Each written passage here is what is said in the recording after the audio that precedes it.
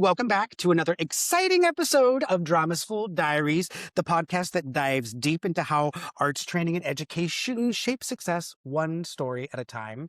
My name is Kenny Ritchie, and I'm here with my very lovely friend, Meredith Guevara. We are both alumnus of the Los Angeles County High School for the Arts. It's part of why we started this podcast.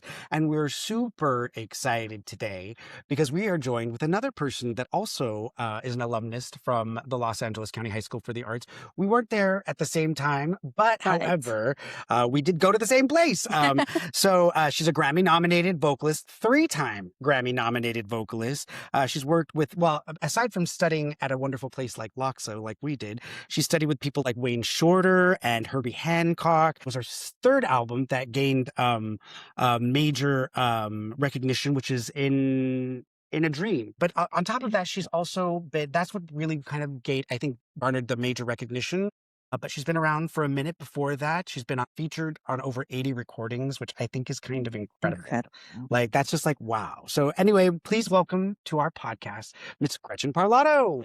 Hey, hello. Thank you for coming. Thank you for having me. Sorry that I was just tripping all over that introduction there. Sorry. It's all right. It's okay. Welcome. Thank you. I know that you have so you just got back from like Bulgaria. I did. I don't know. Performing and teaching. So I'm super excited that you were able to make some time for us. Of course. To come in and chat with us. Always. Let's start off with a little opening segment we like to call State Your Name and Where Did You Train? And maybe you can give us a little bit about like who you are, where you're from, and what got your education journey started. Well, Gretchen Parlato. Nice to meet you. Hello. And we're all 90s classes. So even though we weren't at LACHSA at the same time, we know the energy of the 90s high school. Yeah, for sure. Yeah. You know. I grew up in the Valley, actually. I'm a Valley girl. So the end of your question was how the arts began. It was family first. It was parents and my sister and extended family are all involved in the arts and different genres of art. So I feel like that's where it started, is like in the home, and just this awareness that to be an artist is valid and necessary, and to follow your passion, whether it's just like a hobby to, play piano at the family gatherings, or to pursue it as a career like my parents and grandparents did. That's what I knew. I always like to ask people how they, kind of got into it, or how they, what are their influences. It's like some people like Maravik, she talked about having to hide her audition from her family because they weren't super, pro arts, I should say, maybe. And some of our other guests have talked about that before. So what was that like? It was different than getting to grow up. Yeah. It was like it was not, I wouldn't say it's not pushed or expected, but it was encouraged, and it was known that I had a love for, it was actually my drama teacher in junior high that's handed me, I remember this very well, handed me a paper flyer for the LACHSA audition.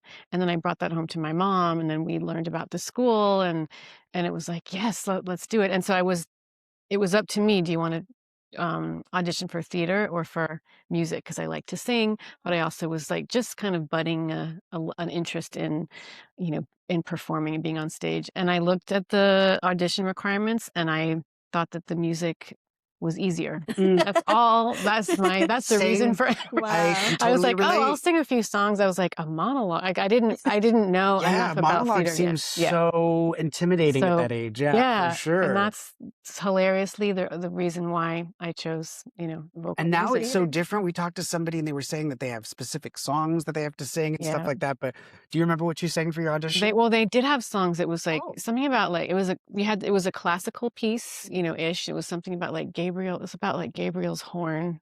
I don't know. Someone in the know will know what I mean. I feel like I know. It's like Blow Gabriel. No, that's from Anything Goes. Blow Gabriel, bro. It was it was more of a choral piece, and then and it was like a musical theater piece, and so I chose something from Fiddler on the Roof. I remember. Far From the Home I Love. I chose that because it's like minor and major, so it was like, I took voice lessons leading up to that audition, and it was, I remember that teacher, Ira Lee, he said, this is a good song for an audition because it shows that you can hear when the harmony changes and Mm. and then I can't remember What a good the other teacher. pieces. Yeah, I Yes, don't I remember was any of prepped my well. teachers Encouraging. being that like good until I got to like maybe to call. Well, no, and LACHSA, they were great. Yes. Sorry. Yes. Yes. But so then growing up then in your household, there was an influence like your dad's a pretty well-known musician, right? Yes, Yeah. I know my father, playing the bass, and his father was a singer and played trumpet, and my mom's she played violin and piano, and she's a visual artist, and her father was a recording engineer, and I love that. I'm all jealous that's of it's that, to be everywhere. honest. My uncle Yeah. Dennis is a I was probably the actor. only Yeah, musically friendly person in my family, but so it that's would have been that's yeah. more normal, I Oh, don't know. yeah.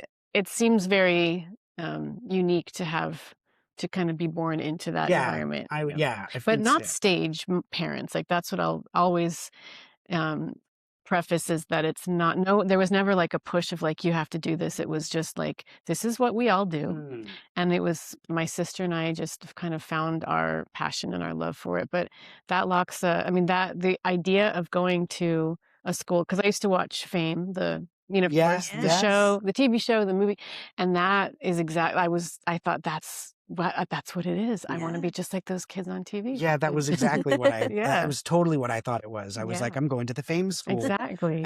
which is what we called it pretty much. I mean, Yeah. yeah, so I love that. Yeah. Besides the audition and everything like that, when you got to LACHSA, was it like for some people, I feel it's a bit of a culture shock coming from other schools. I don't know how it was when you were there. For us, we had, trans people and gay people and, all kinds of Cross-dressers, different things yeah. that was, Yeah. and I came from a Christian school. So I was just this budding little closet case gay boy. And it was a whole huge world for me. Like, did you experience anything like that when you got there? I think for me, was so excited and so eager and so just like, I just wanted to experience everything. And I think I guess coming from comparing our different experiences, I did come from a somewhat, open and diverse background where like everything was just welcomed and nothing was really surprising. And it was, but I wondered, there was a lot of kids, this was 90s,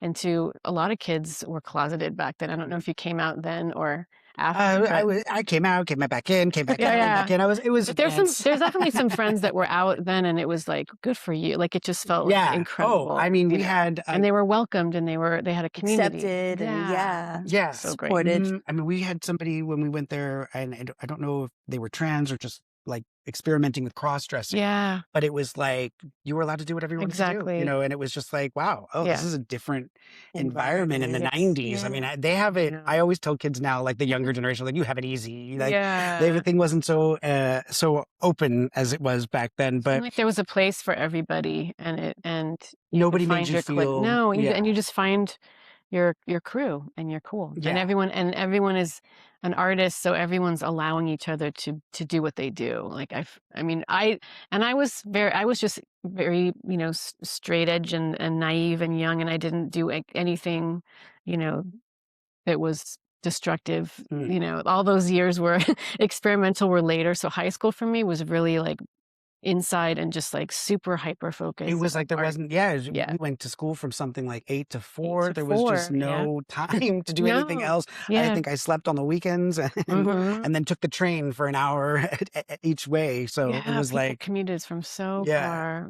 Well, do you have any memories of like a teacher or a class or something that was like eye-opening? Oh my Really God. just, Miss B has been Mm. mentioned. She's just, I loved her and adored her, and we all did. If we were lucky to have passed in her aura, I think it's for the better. So Yeah. for sure, I don't know if any of these teachers were there with you. Mr. Waddell was the choral just director. missed him. You did? Yeah, we just missed Okay. him. Yeah, he He was great. nobody ever stops talking about how amazing he was. So He was. I'm so sad that we didn't get a chance to work with him. But He yeah. was amazing. And there was a story I remember that I remember my mom remembering even more, that the choral music that were you in I mean, Yes. everyone had to Yeah, be we in had to, choir, yeah. but Which though I feel still I look back on that choral training because there were things that you didn't want to do, you know, and I don't want to be in a choir. I want to be a star. I want to be a soloist.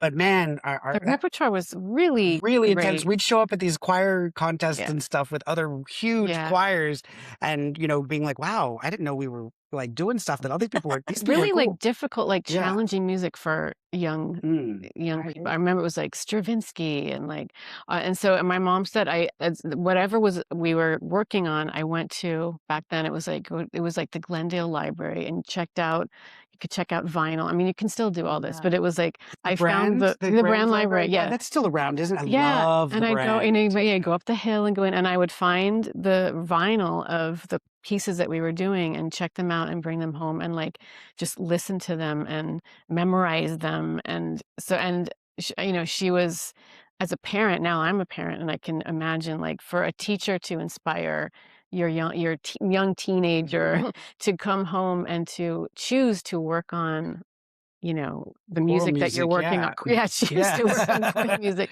just listening to that Yeah. besides all the cool, you know, music of the day that you love. But yeah, I was just in it, and Yeah. I wanted to get to soak up everything, and But I think I that's what loved it. LACHSA did too. We had Yeah. teachers like Mr. Friedman who Mr. people Freeman. talk about Jerry Friedman all the time. We've had him on the Yeah. show and You he's a did. LACHSA staple Yeah. like Miss B, but Yep. they would allow us to do things even though he wasn't an arts teacher, he was an academics Yeah. teacher.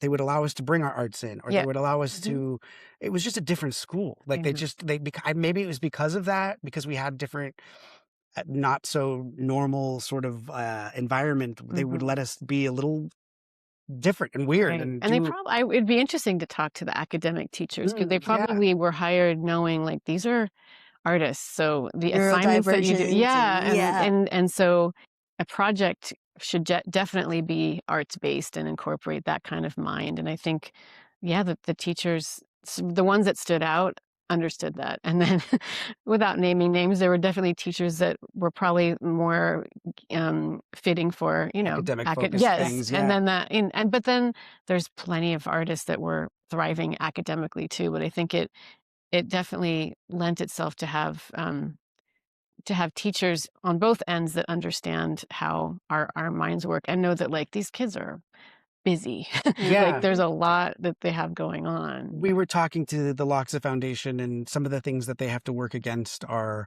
like the stereotypes that LACHSA is maybe an elitist kind of school, or it's for Mm. rich kids, or because of the auditioning, and or this or that. And it's really not. It's really like kids from all over with different backgrounds. And just because there's an audition doesn't mean necessarily that you have to have like an immense amount of talent. I mean, that was Yeah. something I learned by talking to some of the administrators like Mr. Friedman.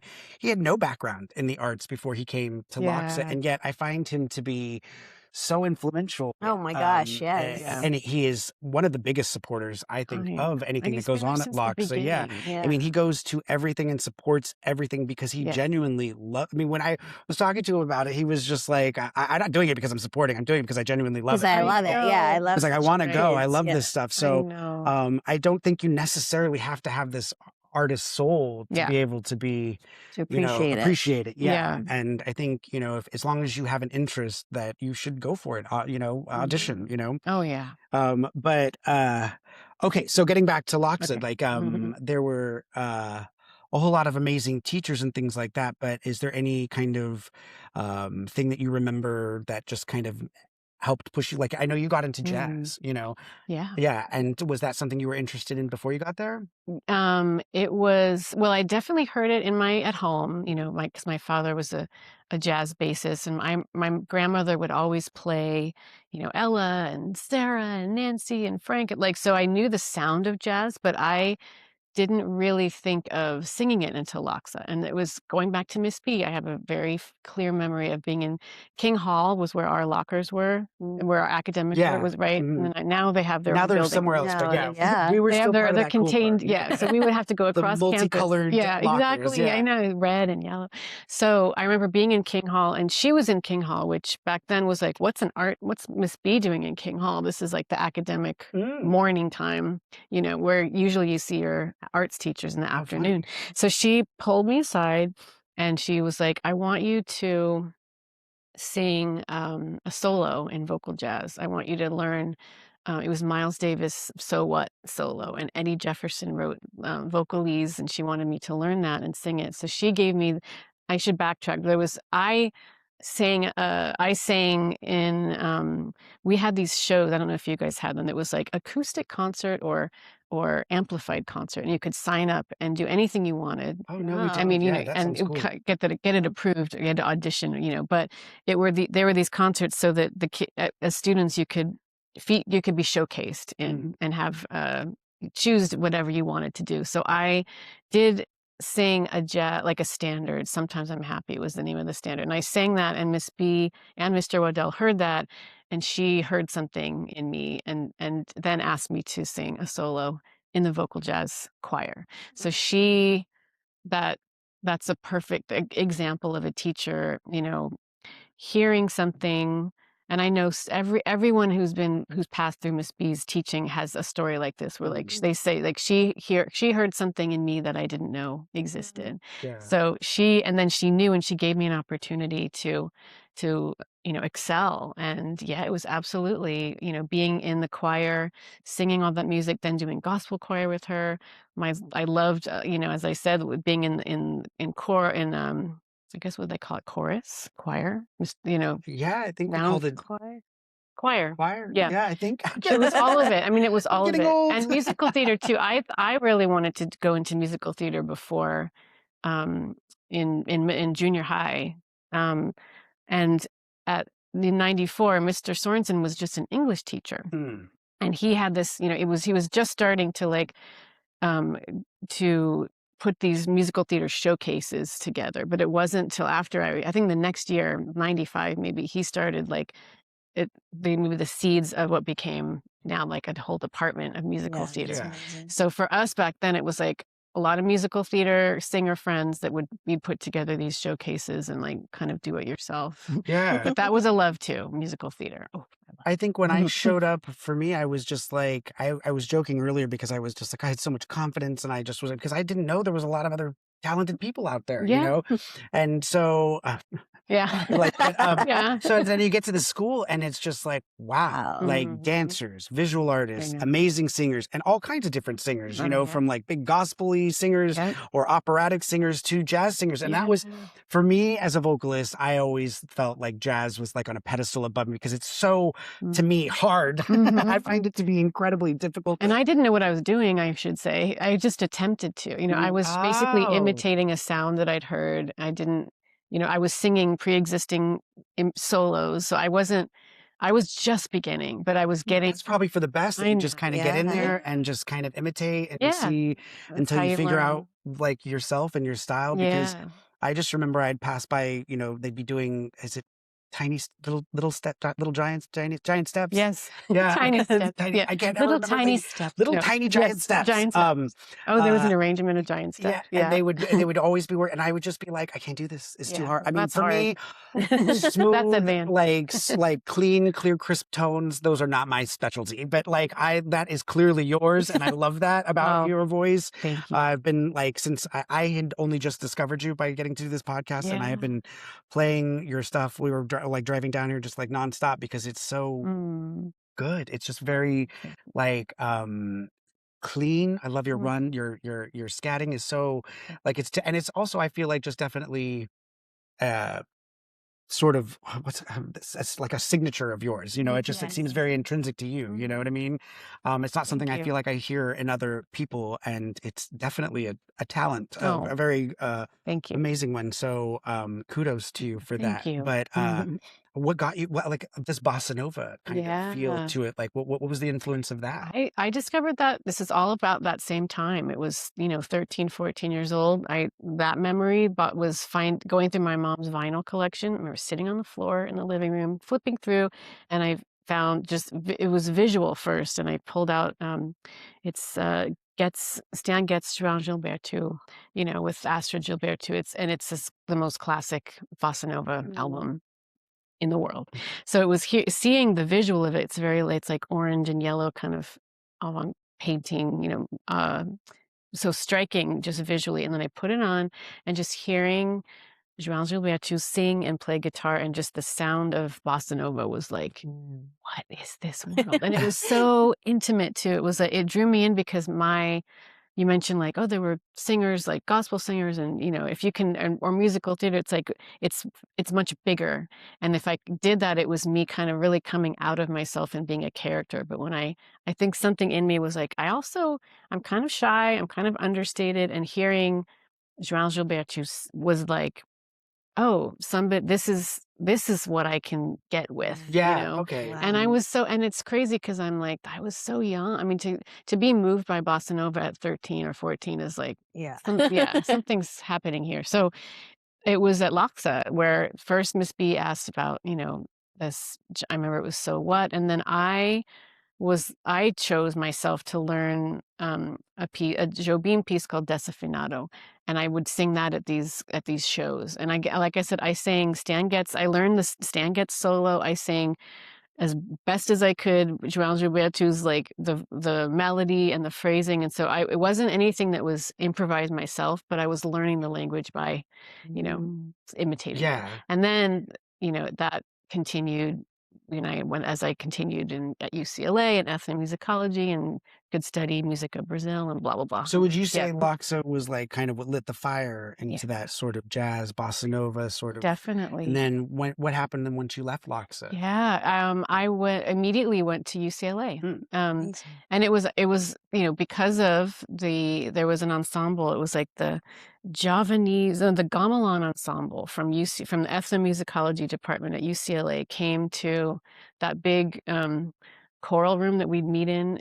The music department would all meet in that room, and they came and did a presentation for us. And I remember seeing that and being like, this is incredible. What is this? And it was an amazing performance. And then at the end of it, they asked, like, is there anyone that wants to come and join us? And I like shot my hand up from the back of that room, and I surprised myself because I was kind of shy back then, but I just something came over me. I was like, I want to get in there. So I went among a few people that they called to like join and play.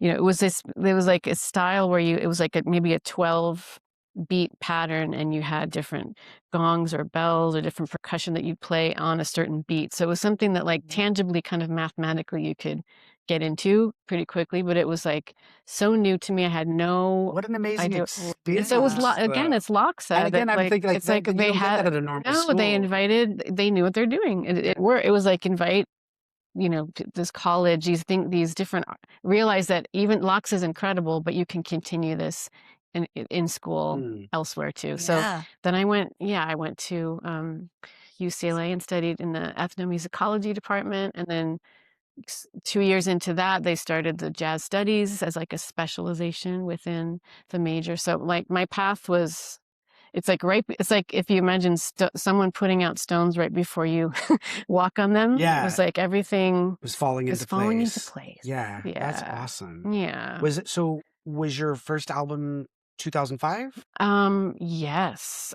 Yes, it was. Yeah. Yeah. So I definitely took my time, because let's see, like I graduated in 94, high school, then 98 was the end of college. Then I did this program called the Thelonious Monk Institute of Jazz. So that was like from 2001 to 2003. So there was a little bit of a gap of just like living life from like 98 to 2000. Is it over in New York? No, I was still here. I was all here until I was like 27. Then after the Institute, then I moved to New York City. Okay. And then, put out an album like a year or so after moving, finally. So I was like 28, 29. Wow. So had you been working on it that whole time? I'd been working. Fired that was like, I think it was like, you got to record already. Like, like I was a kind of perfectionist, and I was like, no, I'm not ready, or I don't know what to do. And I think it was like encouraged by past teachers, or just like I had won, there was this competition, this Thelonious Monk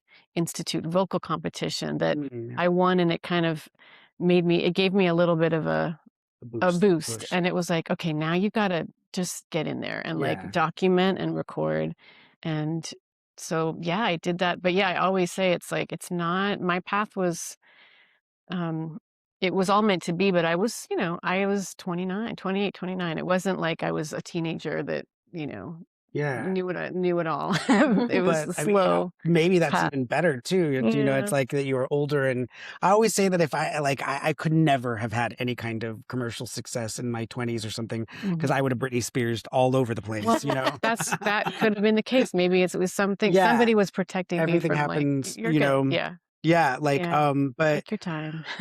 so having done well, one of the things I wanted to bring up too is that you said that you can't throw a rock, it feels like, without running into somebody you've studied with. Yeah. Especially, I mean, I feel like in your industry, is it a little bit more tight knit? Like, is it a little bit, you kind of know everybody, you kind of people, Definitely. everybody. Do you mean someone from LACHSA in the community, or just I just mean as something artists? like the jazz community, Oh like yeah. in that, like, Yeah. so is it, because I noticed that you also you were nominated for a Grammy in 2024 with, is it Lionel Louquet? I always forget 2014. his Yes, it's the French way. So Lionel Lionel Loueke. Louquet. Yeah, Yes. and you studied with him as well at like LACHSA, right? He I mean, was at UCLA. he Sorry. was my, let's see. So Lionel was my classmate in the institute. So we were this was 2001 to 2003, after college, after all this. So we were classmates, and then that whole class happened to all move to New York at the same time. And so we were all living here and studying together. And so yes, there's like LACHSA is similar, and anyone that I've ever been in school with, and then the artistic community, all of that is so, it's like friends, your chosen family. It's so close, and this bond that you kind of come up together, and everyone's just like in it and supporting and It must be really nice too collaborating. to continue to be able to work with people, and you just grow and you get more familiar with them, and so And now it's all been decades, like high school now is over 30 years, ago. cut that And part out. not quite for you guys. You're getting there. Yeah. But then even since, when I'm moving to New York City, that was over 20 years ago already too. So there's people that my relationship started then, and we have all decades of coming up together and working together. So yeah, it feels, I just turned 50. I'm not ashamed of that. I will announce that. So when you, thank you. Not that there's anything wrong with looking 50, but you don't look 50. It's the whole thing that you say, like, well, what is 50 supposed to look like? Yeah, exactly, but right. It's a supposed significant, to look 30 now, okay? That's what I needed to look. but having, like, reaching that point, there's a lot of reflection, and a lot of of acknowledging of, like, here I am in this, let's say, the middle of my life. I love aging. I mean, and so you can really look back and appreciate the path, and then also just think, like, what do I want to do with the next? I just wish that I had known the things I know now back then, because I'm like, why were you tripping? I know. You chill out. Hey everyone, thanks so much for tuning into Drama School Diaries. Listen, can I ask you for a super huge favor? We would love for you to like and subscribe wherever you listen, on Spotify, Apple Podcasts, or really anywhere else. And be sure to follow us on Facebook at facebook.com/Drama School Diaries for all the latest updates, sneak peeks, and news. We've got a lot of exciting things in the works, and we really cannot wait to share them, so stay tuned. So let's just change it up a little bit, and maybe you can elaborate or tell us a little bit more about Butterfly. Yeah, so this is Herbie Hancock composition. And I think Benny Maupin is listed as credited as well. Let's make sure we look. You can look it up, but Herbie Hancock wrote this. And I just always loved it. So I, made up an arrangement that kind of spoke to my whole vibe, and it's probably the song that's in every set of music I play. No matter what album I'm promoting, it's one that I love to do, but also I think people that have followed me for all these years really, it appears they enjoy it, because as soon as I started, it's like, yeah. And it starts with just me. So maybe that's the thing too, of like the realizing, like, what can we do as an artist, especially as a singer, to introduce a piece that solely starts with just voice, and what can you do percussively, what can you do with a whole vibe, and how can it grow from something that seems really intimate and small into something, bigger. Bigger. So it's gorgeous. Take a look. Thank you.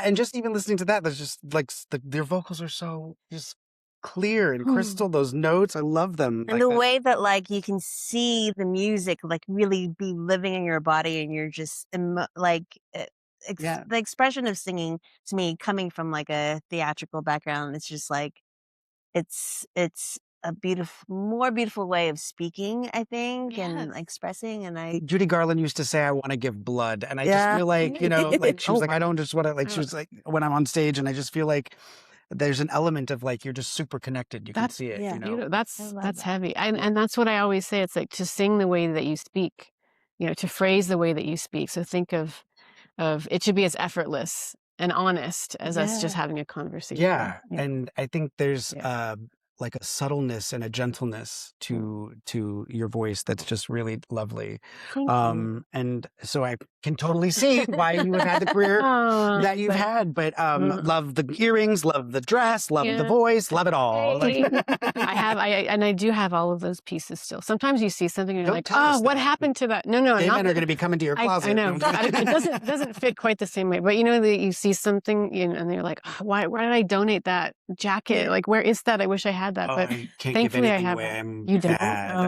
I need to ask. He keeps a lot. Oh, that's good. My boyfriend come over just the other day to go through all of my closet to be like, listen, fun. what should I get rid of? And that's good. That's still good. in my house. I kind of wish I didn't ever give anything away. Yeah. What did they say? If it doesn't bring you joy, so you're supposed to get rid of it. Joy. Sparks, yeah. No. So when you are like, I guess looking back then on your career for the last few decades, what do you think have been some of the challenges that you've experienced over the decades with the industry changes and things like that? Streaming music? Streaming? Yeah, Yeah. Like that's we the were talking most. about that with Uli Bella from I'm Ozo sure. Motley. Yeah. Like, He was my friend in high school. oh, that's so, that's Yeah. right. That's right. So we go way back. But yes, I mean, that changed how artists make anything, Yeah. So make money. coming from the days when you sold CDs, Yes, you know, right. like, and now You you're actually switching had it to up to buy it. streaming. Yeah. What does that do to an It's artist? just, Oh, I mean, you end up having to do, it depends who you are. Like you mentioned someone like Ulysses with Ozo Motley and their level, they probably see a lot more than I do in sales, but so for somebody who's really very popular and can get it to a certain level, you might be okay, but still it's like you're not getting What you should what you be. should be getting. Mhm. So we have to think a lot of artists find ways to to survive, to earn a living, that can be, all of them can be artistic, but it's a lot. I mean, it's just you can't only one make thing. music by selling, you know, by sales. It's So like got to tour, but even touring now with traveling and all, it's Got not merch easy, and or yeah, and then he are you was mentioning teaching, that or you, yeah. like the record companies want part of the merch Well, now, that's and true too with deals, and then and that's kind of keeps changing too. Of like, yes, what's the arrangement with the label and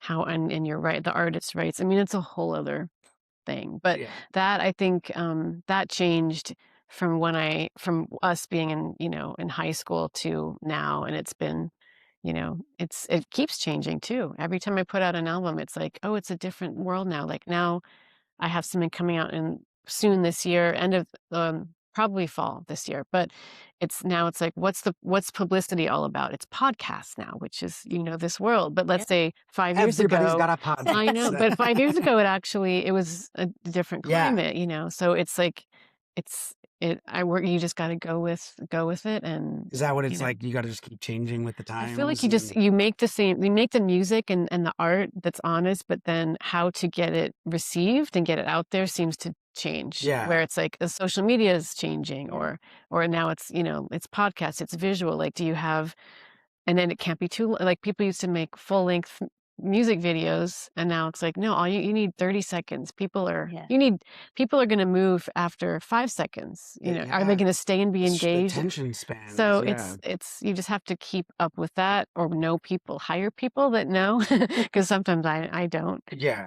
but Or do you feel like you also have to fight, like, I think there was Timothy Chalamet recently who just oh said that, yeah, things like opera and the ballet are kind of, dying Dying arts and art. I things like that, which know. I think those of us who know about these things are I like, no, know. it's It's not. kind of just laughable. And I should say I only saw that clip. I don't know the context of what he said to really have a conversation about that. But as a being in the jazz world, this, jazz is dead, we've been hearing that since the beginning. So it's Mhm. always like it's the the genres that I've been a part of have always been criticized as like, well, that's not the popular music of the day. I think it's So just a little bit of like fear that people, yeah. because that's what it was for me. We spoke to somebody else. They started an opera class during Mhm. when we were there. Yeah. Like that was the first year when I was going there in 97, 98, and I was like, I'm not going to this opera class. I'm going to go to musical theater. It's all about Yeah. musical theater. Okay. And then I didn't get into the musical theater like I wanted to get into or get the part that I wanted. So then, of Why? course, I was like, I'm going to the opera class, and it Oh. opened my eyes up to it probably what strengthened me as an artist is like Yeah. really Yeah. connecting me and getting me to fall in love with so much more different things. And I think that was one thing that was great about LACHSA is it opens your eyes up not just to what you're interested in Yeah. right at that moment, but you just accidentally stumble onto these Exactly. things. And exactly. And there was not an opera department, and I've never studied that style, but how incredible would that feel to Yeah, use my voice in that way? And right, and I'd never sung gospel music, but it was like, it's Miss B. She's my first it was vocal jazz, and then I realized I got to get in this world. Like this, there's an mhm, energy here. And I didn't grow up with religion. It wasn't a religious experience. It was a heightened spiritual yeah. energy, but that's great. Like I feel the same. I'm not yeah, exactly a religious person, but man, I could go to a gospel choir concert it's the for sure. greatest. I And love then it. and it's always like informed things that I do, and even like background parts that I'll hear or write. I'm like, that sounds like something that would be like that we'd sing in gospel choir that would have these, these different sections overlapping, and like it sticks with you, that experience of being not just listening to it, but be physically creating it and being a part of it and being so young and impressionable, Oh yeah, for sure. Yeah, I mean, so right now you're working on an album that's coming out. Like what kind of things are you kind of like Yeah, working I on or I doing at the wish I moment? could share with the music with you. It's finished and it's called The Wise Ones. Mm. And it it'll be out. I'll just say it'll be out this year. And I'm super super excited about it because it feels like it's kind of it's honoring a sound that was created with my albums In a Dream and The Lost and Found, like this quartet sound, working with Robert Glasper, who we met, over 20 years ago, and having like what we did back then and continue on this album is his original music, but also like reworking a song that people might know. Like, for example, we have an arrangement of SWV Week Oh, that, for us, it's like, well, I'm a little older than you, but 92, it was like I was in high school. It This was at is on your new LACHSA. album? It's one that already came out Oh my years God, ago. I have to hear this version. I love that Yeah. So it's song. very different though. Yeah. And Robert Glasper has a whole other way of um a whole other energy because of his did the reharmonization of it. So it's flipped. It has a whole twist to it. But we have kind of established this sound. So he's on this project. Anyway, Alan Hampton is an incredible artist that's helped me produce it and write beautiful music. My husband Mark Julian is on playing drums and everything. Yeah, he was the one playing the drums in that butterfly clip. Yeah, Yeah, I just yeah. found this out now. Yes, and actually, I'll say a lot of my friends, Robert included, they went to Houston School of the Performing and Visual Arts, and that has just as much of a reputation as LACHSA does, but in Houston, Texas. So, especially a lot of jazz artists went there. Robert Glasper and actually Beyonce went there, and Jason Moran and Bernard. So there's a whole community of people that know what it felt like like we did, to be in an arts high school and then to continue and to play together and to create. So even though it's two different schools, so many of my friends came from that school. Yeah, And that's the great thing too. It's not just the Los Angeles County for the performing arts. There's so many arts high schools out there. So depending on where you're at, where you're listening from, you should definitely look into it. They have charter schools. Sorry, I'm thinking of magnet schools, not charter schools, but yeah, there's just a lot of really wonderful programs that you can get into. We were speaking to somebody else though. They're just over in Palos Verdes, and they were talking about how their kids just don't have any arts in their school right now. They're just not getting anything. The PE teacher is teaching the theater, the drama department. I will say I have a 12-year-old, and it's not guaranteed that you're going to get that. And we supplement ourselves to make sure that he's getting the arts that he needs. But I know it doesn't automatically exist. And that's definitely why one of the reasons why we're doing this podcast is just to let people know. It's amazing to me how many people don't realize how many CEOs or just, huge tech company people are graduates of arts programs, and how well-rounded an arts education so necessary can make you. But I mean, so what would you say to young Gretchen starting out at LACHSA? Oh, any advice for her? I mean, I like I said in the beginning of this, I was just so eager and so, gosh, that's funny. I feel like there's an era of maybe this relates to everybody in a different time. There's eras of your life where you would say, oh, I would have done that completely differently.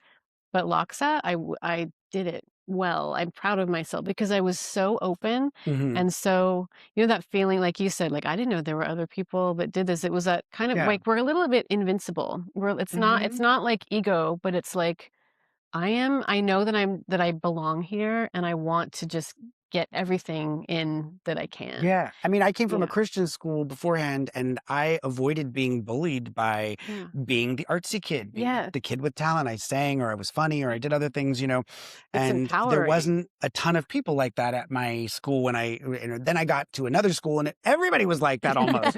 It was just like, Right. wow, but Yeah. it wasn't so much like, oh, I'm not the original anymore. It was just like, I found my home. Exactly. Yeah. I feel like I found my people, and And I felt, it's did you important. take I feel like I took full advantage. Mhm. And there's definitely Probably times in too my much life. advantage. Yeah. Right. Like, okay, he's graduating already. No. Yeah, No, but I relax. mean, there's other times again, like where I would have told myself, oh, you should have done this or gone down this path but in high school, I was just in it. It was like the most beautiful friends that I'm still friends Yeah. with, Yeah. right? Mr. Soren, we had we were in musical theater, Mr. Sorensen and Miss Hunter. I don't know if Miss Hunter was there when you were there. Well, she was my English teacher. Oh, Oh, she was, that's see, right. she was Yes. doing academics when Yeah. we were there, but I remember them sitting down and saying, young people, she always just said, Yeah. you're not gonna know each other after high school, so stop making a big deal about it. Like, you guys are acting like it's life or death, and you're so dramatic. You're still baking in the oven. You're just gonna get out of here. You're never gonna see each other. I don't know anybody. And so many of us bring this We're back up still- and say, yeah. we still talk to each We're other. still- Like, everybody in this room still talks to each other. Absolutely. But from- but maybe that's what the point is that it's very unique and it's very professional. I think the bond that comes from Yeah. being in that, Yeah. because, you talk about Miss B, she wasn't just a teacher. She was, a working professional. She had so much I know. experience, Yep. and being in the fifth dimension and all that, that was the thing about LACHSA, is you get to work with working actors or working performers, or, the guest teachers and things like that you just didn't get the access to. And this by going to UCLA. Then I went to a conservatory afterwards. You're like, I was doing that for free. I have to pay for this now. I know. Like, I was just like, whoa, I wish I Yeah. wouldn't have missed so many days of school. That's Yeah, very like, true. but it's not guaranteed at all. Well, But now that you're a mom too, I'm curious about what your typical day looks like. Like, do you yeah. start off with meditation? And my typical day is being awoken by one of my cats. I have 3 cats, but one of them just loves to wake me up at 5:30. oh my gosh. To eat. So I kind of am awake by 6 every single day. Not by choice. Not by choice, but it's okay because I love these kitties. But yeah, I mean, it's if he's 12, he's in 6th grade, so if it's weekdays, it's the whole mom morning routine, making lunch and getting ready and out the door by 7:30. And then you have this window of 8 to 3 of are you going to work on music, or do you have some meetings, or clean mom stuff, really. I got to clean the house, got to do laundry, got to just catch up. But so when I'm home, it's very domestic, I'd say, or just trying to work on music, pushing myself to keep creative. And then I could be on a tour and be away for a couple days, or up to I don't like to be gone more than 10 days at a time, because my husband's a drummer too. So we kind of trade off when we don't want to be gone at the same time. If so, my mom is around so she can help. We have people to help, but we like to not leave, our son by himself. So without one of us. So, yeah, it's kind of that roller coastery up and down life of either being home and kind of more settled feeling, or being on a tour where maybe I'm in one city so I can acclimate, or you're traveling every day and getting 3 hours of sleep here and there, and very busy and performing, and it's a whirlwind, and then it's different. It's it's not all or nothing, but sometimes it feels that way, where it's just you have to get used to the ride. Can I ask, how do you deal with, mental health? Because Yeah. I mean, I feel like that's so important. It's something we don't talk about a lot of, but especially performers, it's a difficult career. It's I'm always really respectful of people who've been doing it for so long, because there's a lot of rejection, there's a lot of marketing, there's a lot of self-promotion, it's a lot of the difficult stuff that we don't really like to do. Yeah. How do you manage that? How do you keep yourself healthy for the others out there that might be? No. Yeah, I think I've realized that, I mean, you have to take care of your physical body, especially as a singer too, or really any artist, but especially it's there's things I shouldn't eat before I sing because it'll affect my voice, you know. And if you don't get enough sleep on a tour, you're going to get sick. So you have to like, I have to try to rest and sleep as much as I can. And, Yeah. you know your diet, know the things that work with your body or not. Try to balance the exercise and the, movement. And sometimes you have enough time, and sometimes it's just overwhelming with things to do. And did you mention meditating? Somebody did. You did, yeah. Okay, that for sure. That Like, helps I me. think I found like yoga and meditation I discovered not quite as early as high school, but probably in like college years was like, oh yeah, this is something that That helps me feels, yeah, that helps. And grounding it's and really, I felt like there was a comfort in it right away where that wasn't like scary to me to just be still. I Mm. really liked it. I don't know Yeah, if you did. I do. Yeah, Yeah. I like it. And I mean, people can grow to it, but I feel like it's interesting if like you enjoy that feeling from the very beginning, just like the calm and the quiet. So there's times where there's so much in going on in life, and especially with if you're an artist with literally with sound and music happening, where I'm like, someone will say, what are you listening to outside? I'm like, actually, I really like to have silence. I really like to have quiet and just like have that time to like decompress. Yeah. But yeah, it's time management. It's a lot Do to you feel balance. like like, how do you deal with things like rejection and negativity that come? They're just, Yeah. It things was that. harder when I was younger, Hmm. because there was a lot of my, the compliments that you're giving me now about my voice, they were also critics that's like, well, you're not loud enough. You're not, you need to wear more makeup. You need to Mm. move around. It's boring, Would And anybody ever say that to a Wow. man? You need to wear you more know, makeup, they would tell, yeah, and I've heard it all, Yeah. like what to do, what not to do, how to look, how to present yourself. And this is maybe now people would be more aware of that, but think of, 90s or early 2000s, I think still people just said whatever No. they I wanted think to say. I think it was even Yeah. worse probably too Yeah. because like, but Yeah. would you just So water off a duck so back or? that's the phrase that my mom said that her dad told her, exactly what you said, and it was kind of like I remember my mom saying even earlier in my like probably elementary school of like nobody you don't have to like everyone and everyone doesn't have to like you. Like Mhm. that feeling of being like need to people Need please, Yeah. which I yes. definitely still fight with, Yeah, for sure. Mhm. So I no, I completely think can it's like understand and no, relate. just do what you do. And so I think the negativity, the criticism coming up was,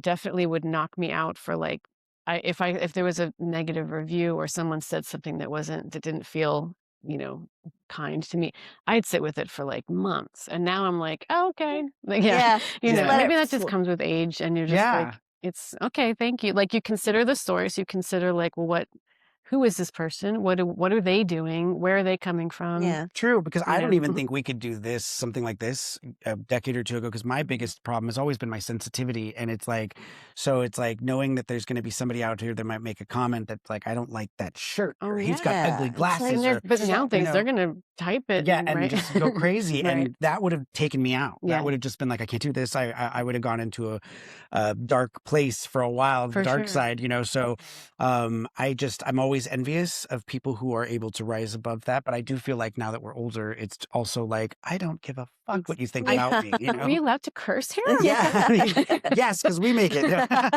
But it's true. I think it is a maturity that happens and just an acceptance and just like, look, life is precious and short. Yeah, You that's like, it. what's the point of this negativity? But Yeah. it exists, and it's something that gets talked about a lot because I'm also I teach, young people often, and that comes up of like people in their, in high school or in college years where they're dealing with that kind of criticism. And now, actually, everything is really in your face with What's that people like being an saying, educator now? Like, so you teach over at I UCLA? teach at UCLA. Yeah. I mean, I love it. I've always loved working with, a lot. Mostly it's like it's a college age, but I love high school age too. And I always used to come, I would always make a point to come and visit Miss B and the Mm. local jazz all these years. So I always feel good that I have, stayed in touch and connected for sure. But um it just feels important. It feels like it's giving, it's like taking for all of us, all the things that we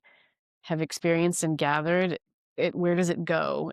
Where's the good if you don't give it away and Yeah. pass it on. So Are there that's any what's funny happening. things you notice or anything like that now is that you're on the other side that Oh, you're I like, mean, it's when you work with like college age and just like the stress or the like, they need to sleep like a morning class. Like we start lessons at like 10 a.m. and sometimes it's like you could tell they just woke up. Have you had coffee yet? Yeah, and I'm like, I remember that where you're just like it's such a social time and you're balancing, I don't know how I the do with workload. cell phones. It's like the Yeah, we cell didn't phone have thing. cell Yeah, we didn't have cell phones, so I don't know Yeah. if I could teach now with the cell phones. I'd be like, hey, they're We freaking didn't have phones. Put it in email. his We didn't desk. have computer. Like that was. Isn't that crazy? I mean, it's Yeah. like when you were talking earlier about how you found out about the school and you guys started to talk about the school, I was like, how did you find out about it? There That's was what no that's the story website. I love. It was a Like, literal paper yeah, it was just a flyer. little piece of paper and that's all you could So go I'll on bet without like maybe calling them. I know. Yeah. Yeah, Yeah. that's true. Yeah, it's like I remember I used to own encyclopedias. Like Oh, we're yeah. old. I was like, scan this World code and it'll. Encyclopedia.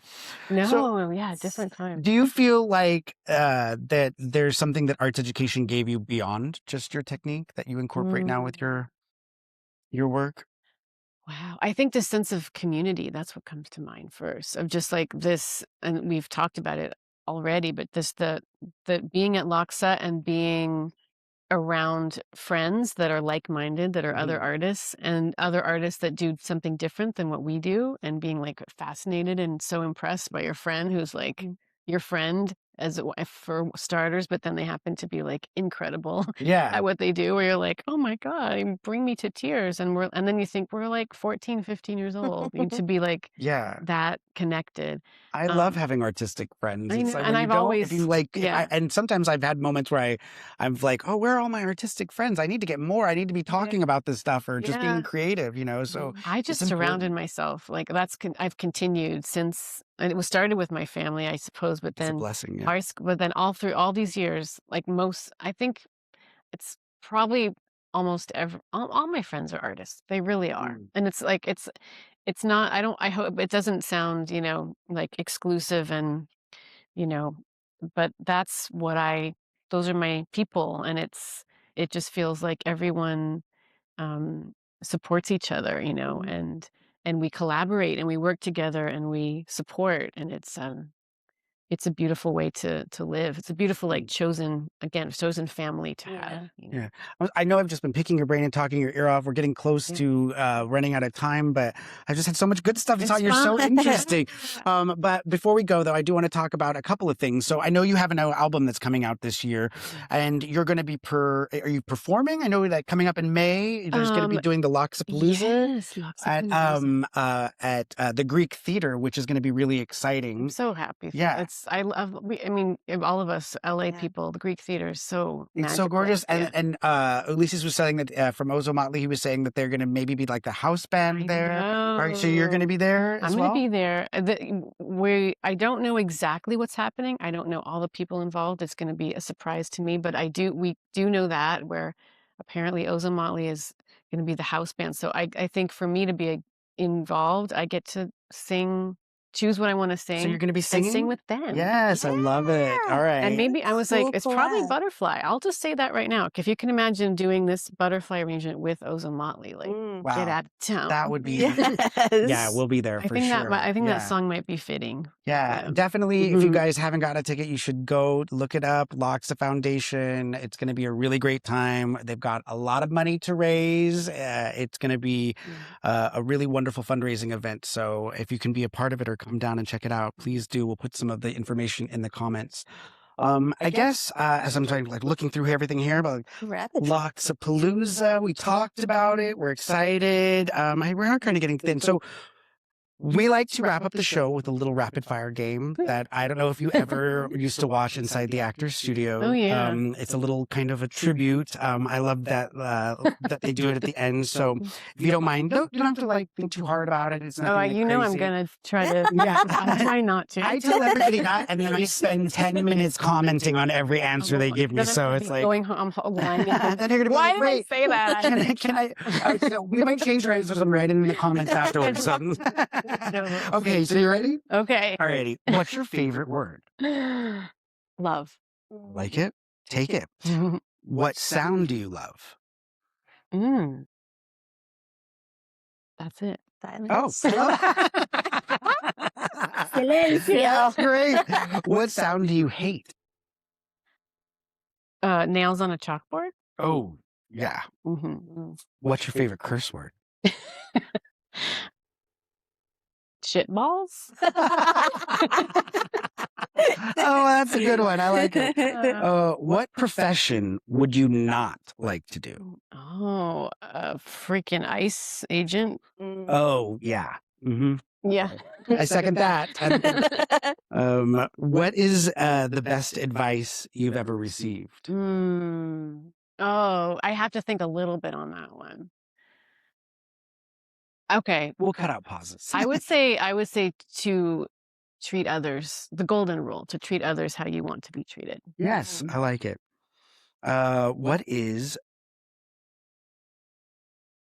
What's a movie you could watch endlessly? Oh, I don't know what sounds of music.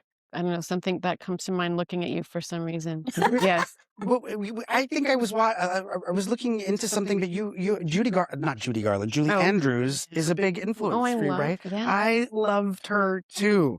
I mean, I still love her. She's not gone anywhere, She's but here. yeah, all of I was Mary Poppins was I was a Disney kid. I watched all of the Knobs and Broomsticks, Pollyanna. I was all about it. So yeah, we'll go with Sound of Music. Although I have to admit, I've never seen it. What? Leaving. Yeah. I've never seen The Sound of Music. I don't know why you made me think of that. I'm so bad. I shouldn't have admitted that. Watch Everybody, it tonight. We'll edit. yeah. Okay. So how would you like to be remembered? Oh, I would like to be remembered as being honest and kind. Yeah, I have a feeling that's not far off from the truth. Yeah. If you could live in any era in history, when would it be? I mean, I love living in the 80s. Should it be something that I didn't live in? Yeah, there's no wrong answer. Let's go back to the 80s. I would go with that. I love that too. Yeah. Final question then out of the 10, if heaven exists, what would you like God to say when you get there? Well done. Yeah. Nice. I think you're doing a good job, so you're pretty much on your way to that. I just can't think of anything else to ask. I don't know. Give me a minute. I'll come up with a word. No, I'm so thankful. It's so fun. You came to join us. I know this is still like a bit of a leap of faith because people don't know exactly what we're doing. We haven't actually dropped these episodes or any of our episodes. So all of these guests have been coming here just like doing this blindly. So we're super thankful for that. And I just wish you even more success. I look forward to hopefully getting to see you at the LACHSA Palooza and at many more other LACHSA events. But we're family. LACHSA got family. New fans because I did not know. I had not discovered your music until now, which is my bad. But that's okay. Go out, find her, check her out. Where can they find you if they wanted to? I mean, nowadays, just about anywhere you can put in Gretchen Parlato into a search engine. Yes. You will find her Apple Music, Spotify, all of the above. YouTube, YouTube. Excellent. Yeah. Well, thank you so much. I really appreciate it. My pleasure. Thank you both. Thank you so much. All right, guys. Tune in next time. Okay. Doesn't parlato mean like to speak in Italian? It does. Yeah. Spoken. Yes. Spoken. Thank you. I wish it meant to sing, but yes, just to speak. But that's what it means. Thank you so much. Thank you. That was so fun.